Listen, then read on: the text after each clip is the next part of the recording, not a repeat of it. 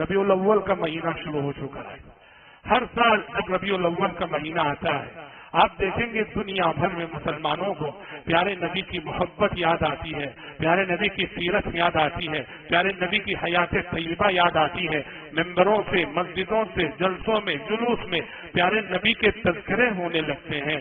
لیکن اصل مسئلہ یہ ہے کہ ربیع الاول کی مناسبت سے جتنی تقریریں ہوتی ہیں، جتنے خطبے دیے جاتے ہیں، اور ربیع الاول کی مناسبت سے جو بھی میسج اور پیغام دنیا کو دیا جاتا ہے، واللہ کتاب و سنت کو سامنے رکھ کر کتاب و سنت کے میزان سے اس پیغام کو آپ جانچیں گے، آپ دیکھیں گے واللہ پیارے نبی کے سلسلے میں جو عقائد مسلمانوں میں پائے جاتے ہیں، پیارے نبی کے سلسلے میں جو تصورات مسلمانوں میں پائے جاتے ہیں، پیارے نبی کے سلسلے میں جو نظریات مسلمانوں میں پائے جاتے ہیں، قرآن اور حدیث سے دور دور کا بھی کوئی تعلق نہیں.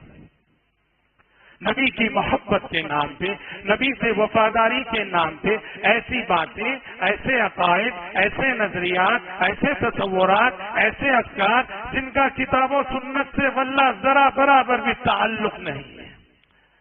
آپ دیکھو پیارے نبی سے پہلے گزرے ہوئے پیغمبروں کے ساتھ جو غلطی ان کی امتوں نے کی، عیسیٰ علیہ السلام کے ساتھ کرسچنوں نے جو کیا، آج آپ دیکھیں گے بعینہ 100% وہی غلطی امت محمدیہ اپنے نبی حضرت محمد صلی اللہ علیہ وسلم کے سلسلے میں کر رہی ہے. آپ کا فرمان تھا لَتَتَّبِعُنَّ سَنَنَ مَنْ كَانَ قَبْلَكُمْ، تم لوگ ضرور بضرور اپنے سے پہلے گزری امتوں کے طریقے پہ چلو گے.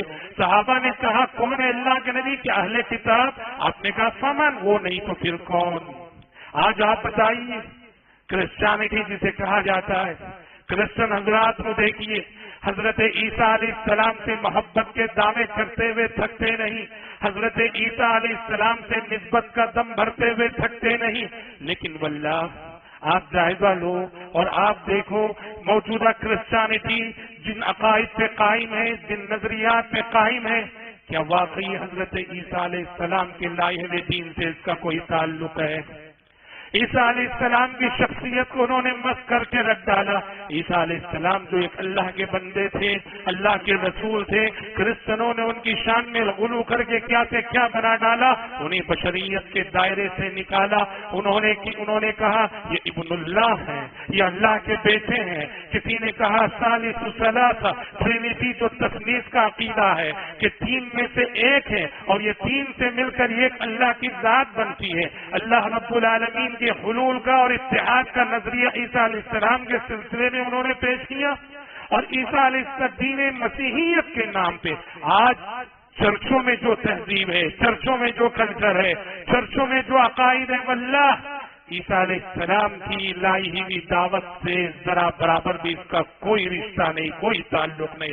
عیسیٰ علیہ السلام کا لایا ہوا دین کب کی یہ اس کو ضائع کر چکے، عیسیٰ علیہ السلام کی لائی ہوئی تعلیمات کب یہ اس کو مٹا چکے.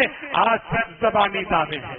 نہ عیسیٰ علیہ السلام کی شخصیت کے سلسلے میں صحیح تصور ان کے پاس پایا جاتا ہے، نہ عیسیٰ علیہ السلام کی دعوت اور ان کے میسج اور ان کے دین کے سلسلے میں کوئی صحیح تصور پایا جاتا ہے. وہ بالعینہ یہی غلطی یہ امت کر رہی ہے.